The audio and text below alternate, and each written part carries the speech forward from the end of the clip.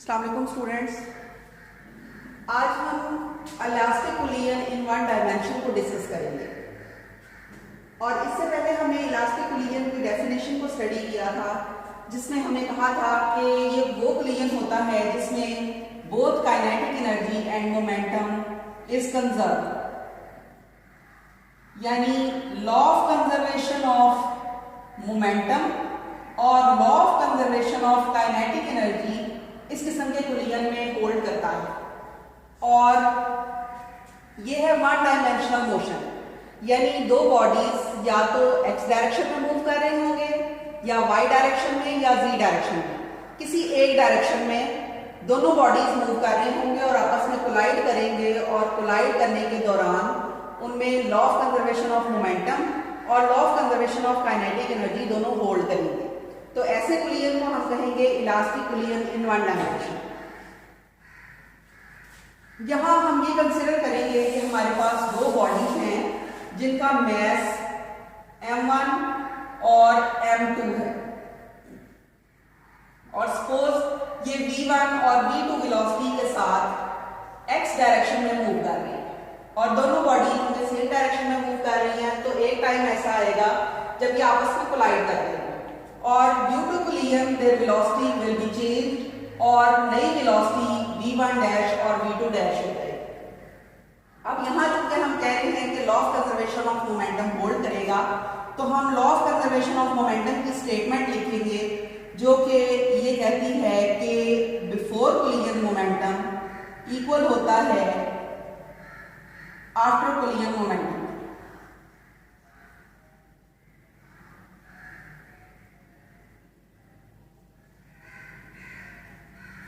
अब before collision momentum कितना है? मास और वेलोसिटी की product for first body and product of mass and velocity for the second body, और टोटल मोमेंटम बिफोर कोलिजन निकालने के लिए हमने इन दोनों का सम कर लिया। और इसी तरह से after collision momentum first body के लिए m1 v1 डैश और सेकंड बॉडी के लिए m2 v2 डैश, और टोटल मोमेंटम के लिए इन दोनों का सम। अब हम m1 वाली क्वांटिटीज को एक साइड पे कर लेंगे। ये है m1 v1 और ये इधर आके माइनस हो गई m1 v1 डैश। इसी तरह से m2 v2 डैश पहले से यहां मौजूद है और ये क्वांटिटी इधर आके माइनस साइन के साथ होगी। अब हम m1 को यहां से लेंगे कॉमन, बाकी v1 और v1 डैश बचा, और इधर से हम लेंगे m2 को common, v2 dash minus v2 हमारे पास बचा।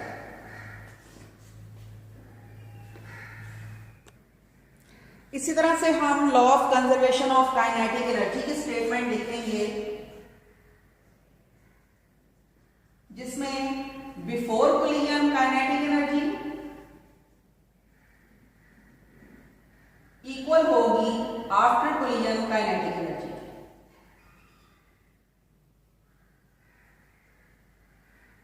अब बिफोर कोलिजन फर्स्ट बॉडी के लिए काइनेटिक एनर्जी की वैल्यू है half mv square.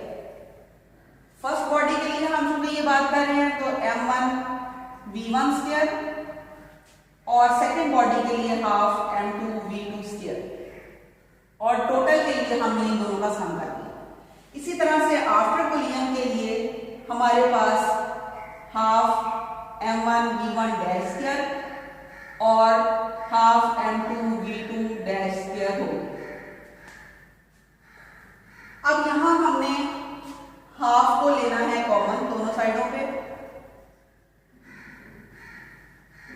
m2 v2 square, और इधर से भी हम हाफ को कॉमन लेंगे m1 v1 डैश स्क्वायर और m2 v2 डैश स्क्वायर। अब हाफ चूंकि इक्वेशन की दोनों साइडों पे है तो ये कैंसिल हो जाएगा, बाकी इक्वेशन जो हमारे पास अंदर वाली बच जाएगी, इसमें से भी हमने वही काम करना है जो पहले हमने law of conservation of momentum के लिए किया था। हम m1 वाली क्वांटिटीज को एक साइड पे कर लेंगे, ये क्वांटिटी इधर आके माइनस साइन के साथ और ये क्वांटिटी इधर जाके माइनस साइन के साथ।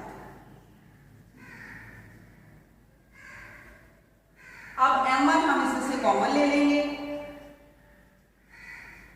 v1 डैश स्क्वायर और इधर से हम m2 को कॉमन ले लेंगे, ये बनेगा हमारे पास v2 dash square minus v2 square.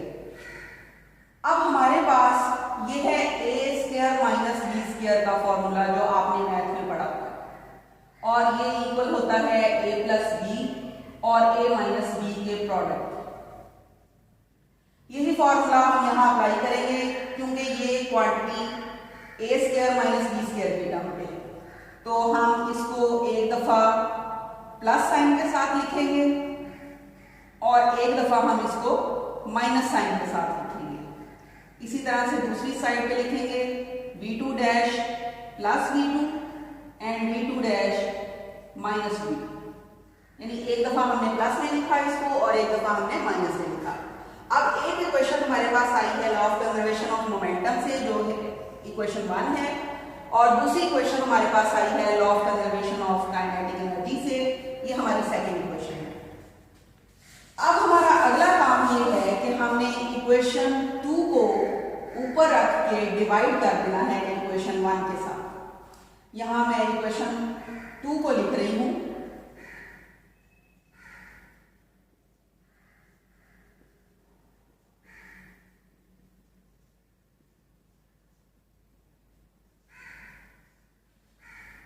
और इक्वेशन 1 की लेफ्ट साइड को मैं लेफ्ट साइड के नीचे लिखूंगी और इसी तरह से राइट साइड को राइट साइड के नीचे लिखूंगी। यहां m2 और m2 आपस में कैंसिल और ये नेगेटिव वाली टर्म सेम है, ये आपस में कैंसिल। इसी तरह से ये नेगेटिव वाली टर्म्स आपस में कैंसिल और m1 m1 से कैंसिल।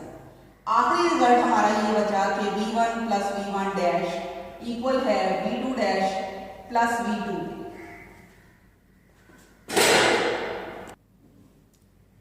इस इक्वेशन को अगर आप मजीद तरतीब देंगे तो ये इक्वेशन हमारे पास कुछ इस तरह से बन जाएगी।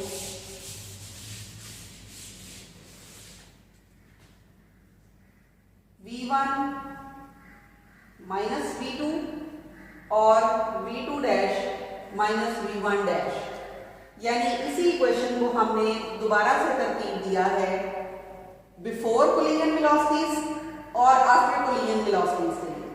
अब यहाँ क्या है, तरतीब चेंज हो गई है, जो पहले v1 वाली क्वांटिटी मौजूद थी अब वो बाद में है, यानी अगर आप इसमें से नेगेटिव साइन को कॉमन लें तो यही तरतीब आपके पास वापस आ जाती है। इसका मतलब है बिफोर कोलिजन जो वेलोसिटीज थी, आफ्टर कोलिजन वो वेलोसिटीज रिवर्स हो गई, आपस में इंटरचेंज हो गई। अब यहां हम v2 डैश और v1 डैश के लिए इस इक्वेशन को सॉल्व करेंगे और उसके लिए हमने इस इक्वेशन का यूज करना है। अब हम इस इक्वेशन को सॉल्व करेंगे v1 डैश के लिए और इसके लिए हमने यहां से v2 डैश की इक्वेशन निकालनी है, यानी इस टर्म को हमने इक्वेशन की दूसरी साइड पे ले आना है। ये हमारे पास बन गई इक्वेशन 3 और इसको हम पुट करेंगे law of conservation of momentum वाली इक्वेशन, जो कि हमारे पास थी m1 v1 plus m2 v2 equal m2 m1 v1 dash plus m2 v2 dash. अब यहाँ ये टर्म एज इट इज नीचे उतर आएगी और यहाँ v2 डैश की जगह हम जस्ट ये वाली इक्वेशन अप्लाई कर रहे हैं माइनस v2, और फिर हम ये m2 को अंदर मल्टीप्लाई कर रहे हैं, m2 v1 डैश और माइनस m2 v2, और इक्वेशन की इस साइड पे हमारे पास m1 v1 plus m2 v2।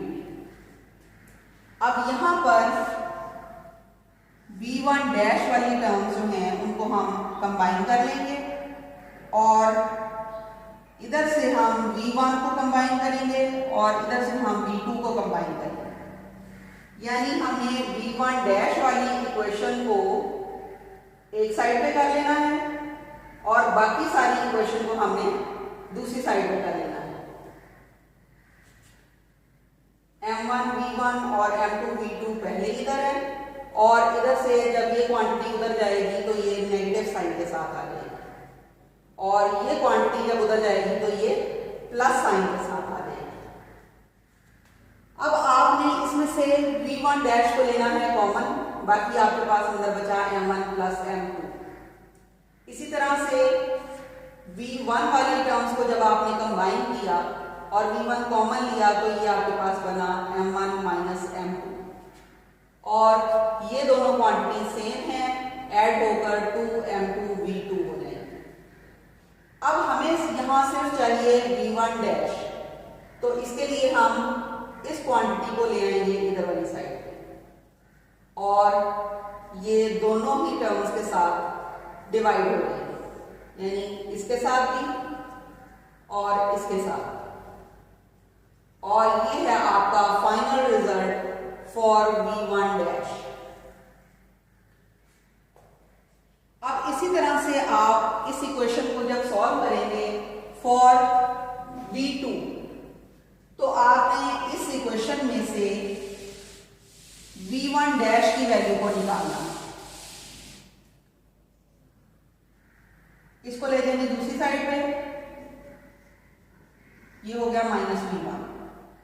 अब ये है आपके पास इक्वेशन 4, और आपने पुट करना है इक्वेशन 4 को in equation of law of conservation of momentum, जो कि थी m1 v1 plus m2 v2 equal m1 v1 dash plus m2 v2 dash. अब यहाँ हमारे पास ये टर्म एज इट इज नीचे उतर आई, और v1 डैश जहां है वहां हम ये वैल्यू पुट कर देंगे, और m2 v2 dash as it is हमने नीचे उतार दिया। अब उसके बाद हम इसको अंदर मल्टीप्लाई करेंगे, ये हो जाएगा m1 v2 dash, m1 v2 और m1 v1, और ये m2 v2 डैश हमने एज इट इज नीचे उतार दिया, और इक्वेशन की साइड पे m1 v1 और m2 v2 ये भी एज इट इज रहेगा। अब हम v2 डैश वाली इक्वेशन को कंबाइन करके इक्वेशन की इसी साइड पे रहने देंगे, और बाकी दोनों टर्म्स को हम दूसरी साइड पे ले लेंगे, जैसे हमने दूसरे मेथड में किया है।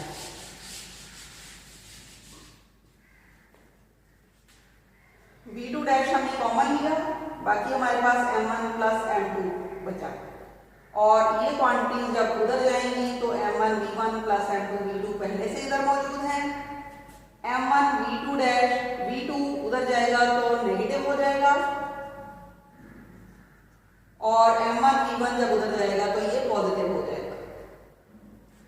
अब v1 वाली इक्वेशन को कंबाइन कर लेंगे, ये सेम है तो 2 m1 v1 हो जाएंगे, और यहां से हम v2 को कॉमन लेंगे तो ये हमारे पास बनेगा m2 माइनस m1, और चूंकि हमें यहां पर सिर्फ v2 डैश चाहिए तो m1 प्लस m2 को हम दूसरी साइड पर लेकर जाएंगे, और दोनों इक्वेशन के साथ, दोनों टर्म्स के साथ हम इसको डिवाइड कर देंगे, इसके साथ भी और इसके साथ। ये आ गया हमारा second result for v2 dash.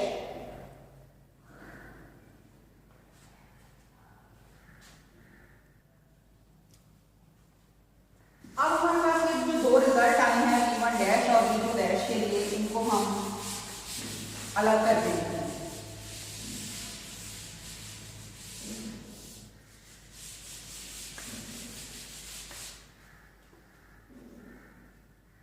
v1 dash हमारे पास आया था m1 minus m2 v1 plus 2m2 v2 m1 over m2, और इसी तरह से हमारे पास v2 डैश आया था 2m1 v1 और plus m2 minus m1 v2 इसके इक्वल। अब हमने कुछ केसेस डिस्कस करने हैं, जिसमें से फर्स्ट केस है when m1 is equal to m2।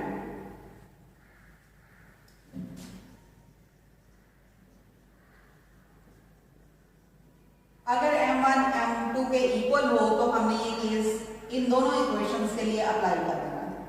v1 dash को हम सॉल्व करेंगे, जहां m2 मौजूद है उसको हम m1 पुट कर देंगे। m2 की जगह m1, यहां पे भी m2 की जगह m1 और यहां पे भी m2 की जगह m1। अब ये m1 और m1 आपस में कैंसिल, आंसर हो गया 0 और ये पूरी प्रोडक्ट उसकी वजह से हो गई 0। यहां हमारे पास नीचे वाला जो सम है m1 प्लस m1, ये 2 m1 बनता है, ये आपस में कैंसिल हो गए और रिजल्ट हमारे पास सिर्फ v2 बचा। यानी फर्स्ट बॉल की after collision velocity second ball की बिफोर कोलिजन वेलोसिटी के इक्वल है। ये रिजल्ट हमारे पास ये आया है कि velocity of first ball after collision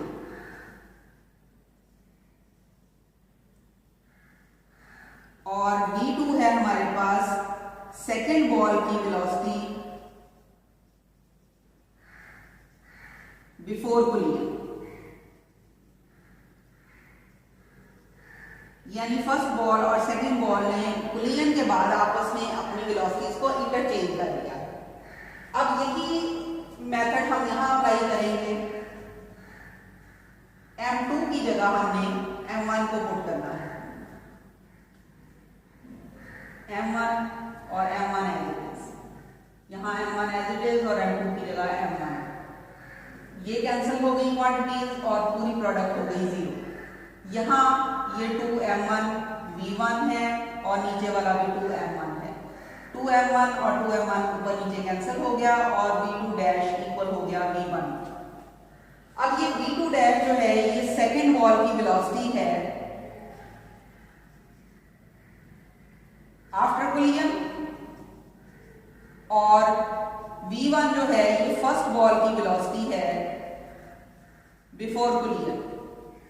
यानी फर्स्ट बॉल ने इंटरचेंज कर ली है अपनी वेलोसिटी सेकेंड बॉल के साथ ड्यू टू कोलिजन। उसके बाद हमारे पास सेकेंड केस में m1 और m2 इक्वल है, जबकि v2 इक्वल टू 0 है। केस 2 हमारे पास ये है कि m1 इक्वल टू m2 है और v2 इक्वल टू 0 है।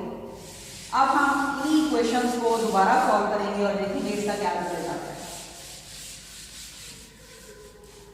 आपने v1 डैश को जब सॉल्व करना है तो m1 की जगह आपने m2 की जगह m1 को पुट करना है v1, जबकि v2 के 0 होने की वजह से ये पूरी प्रोडक्ट 0 हो जाएगी, इसको सॉल्व करने की जरूरत नहीं पड़ेगी। अब यहाँ m1 और m1 आपस में कैंसिल होंगे तो ये प्रोडक्ट भी 0 हो जाएगी और v1 डैश भी 0 हो गया। यानी आपका ये जो केस था इसमें आपको ये कहा गया था कि एक मूविंग बॉडी मूव करता हुआ आएगा और एक स्टेशनरी बॉडी के साथ टकरा गया। v2 स्टेशनरी है क्योंकि इसकी वेलोसिटी 0 है और v1 चूंकि मूव कर रहा है तो उसकी वेलोसिटी की कुछ ना कुछ वैल्यू मौजूद होगी।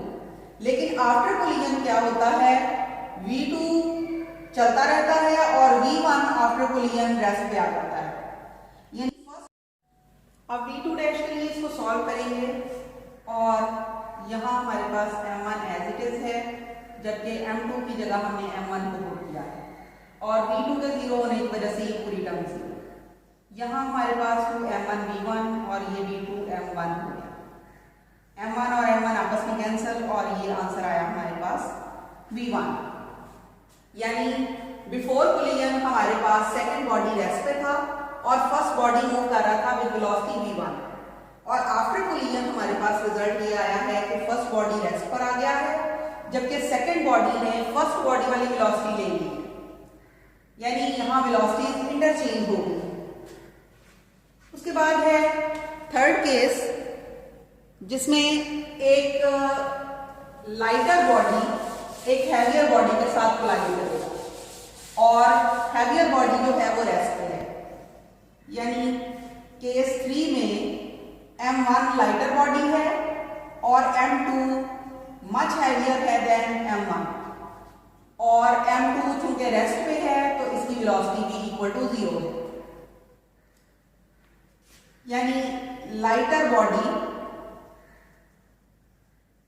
कोलाइड कर रहा है विद हैवियर एट रेस्ट। अब v1 डैश के लिए इसको सॉल्व करेंगे।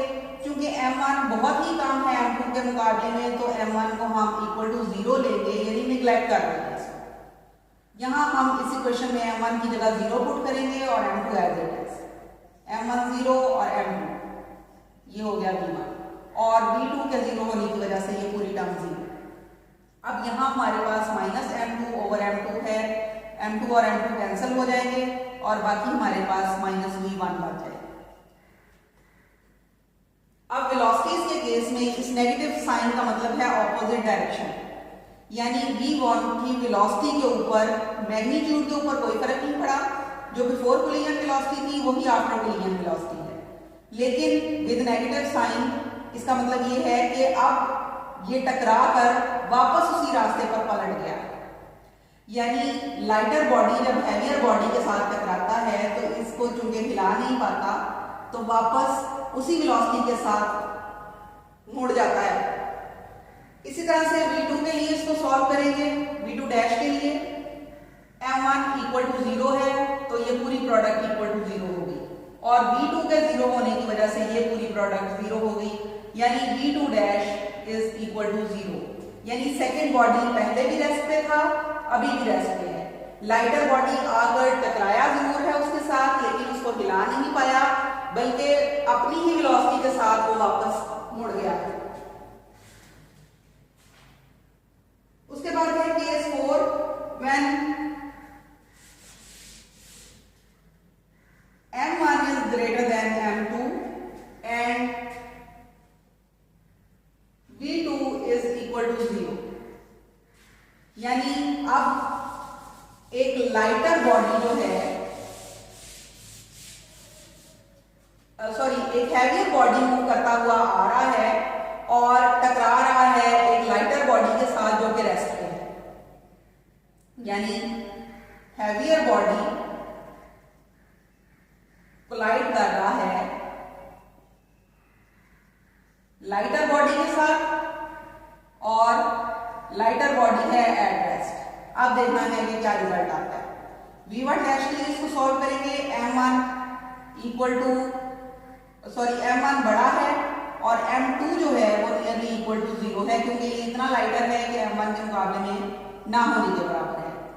ये आ गया m1 माइनस 0 और m1 as it is m2 की जगह 0 और यहाँ आ गया v1 और यहाँ हमारे पास है v2 के 0 होने की वजह से पूरी प्रोडक्ट 0।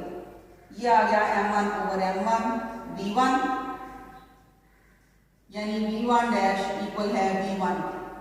यानी फर्स्ट बॉडी जो हैवियर बॉडी था उसकी वेलोसिटी पर कोलिजन ने कोई फर्क नहीं डाला। वो जितनी वेलोसिटी के साथ बिफोर कोलिजन मूव कर रहा था उतनी ही वेलोसिटी के साथ आफ्टर कोलिजन मूव कर रहा है। अब v2 डैश के लिए इसको सॉल्व करेंगे। m1 एज इट इज और m2 की जगह 0, जबकि v2 0 है इसलिए इसको हमने पूरी प्रोडक्ट को 0 कर दिया। ये आ गया हमारे पास 2m1 v1 ओवर m1 और m1 कैंसिल हो गए और ये आ गया 2v1 is equal to v2 dash. यानी सेकेंड बॉडी की वेलोसिटी जो कि लाइटर बॉडी था वो फर्स्ट बॉडी की वेलोसिटी से डबल हो गई। यानी हैवियर बॉडी जब आकर लाइटर बॉडी के साथ टकराती है और जो कि रेस्ट पे होती है तो हैवियर बॉडी की वेलोसिटी पे कोई फर्क नहीं पड़ता, लेकिन लाइटर बॉडी जो होती है वो इससे डबल वेलोसिटी के साथ मूव करना शुरू कर देती है। ये है इस केस का रिजल्ट।